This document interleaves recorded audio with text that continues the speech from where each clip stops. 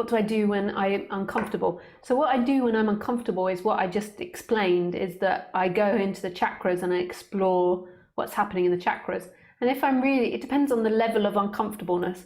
If I'm really uncomfortable, then I sit out, I sit life out. I just sit down and I can put attention on the chakra, I can discover what the discomfort is, and I just sit there.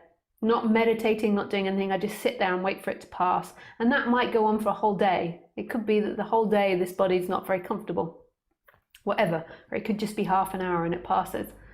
That's one thing I do. And then the other thing I might do if I'm in public or if I'm with people is just quickly noticing where it is in my chakra is uncomfortable and noticing what it is I want. So, and what it is, and what's actually happening. So my theory on humanity, from my own exploration and from, I studied performing arts when I was younger and playwriting, and from my experience of life and also the way that I write plays, is that naturally I think that we always have a want, we always have a desire, and there's nothing wrong with that desire. Our body, the character always has a desire.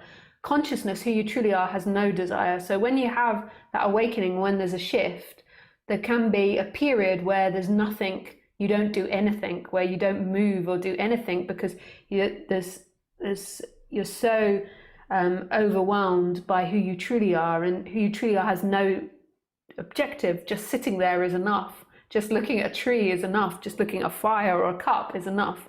But then normally there comes a balancing out where it's not that the character comes back, but you're living through a character. So the character comes more into focus, and you focus more on the character's wants and desires.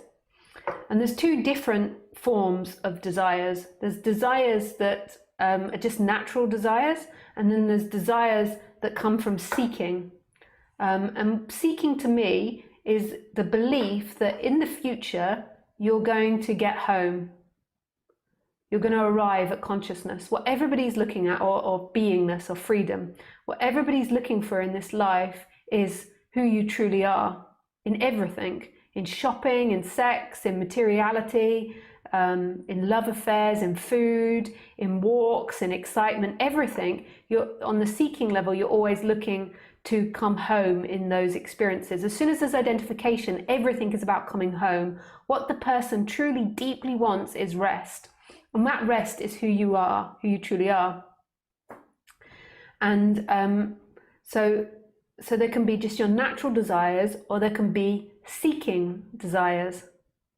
And seeking desires are desires that believe that home will be found in them. And they're more intense, a lot more intense. They're different to natural desire.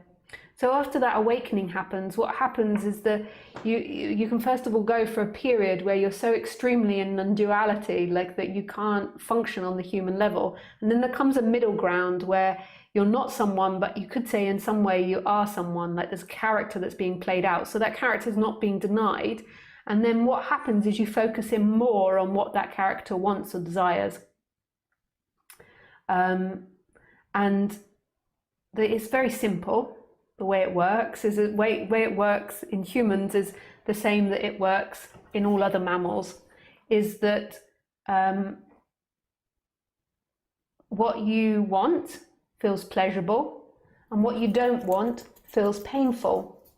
And what you want, when you want it, the way that you know that's what you want, a whole body, mind desire, not just a mind desire, is that your body will feel pleasurable.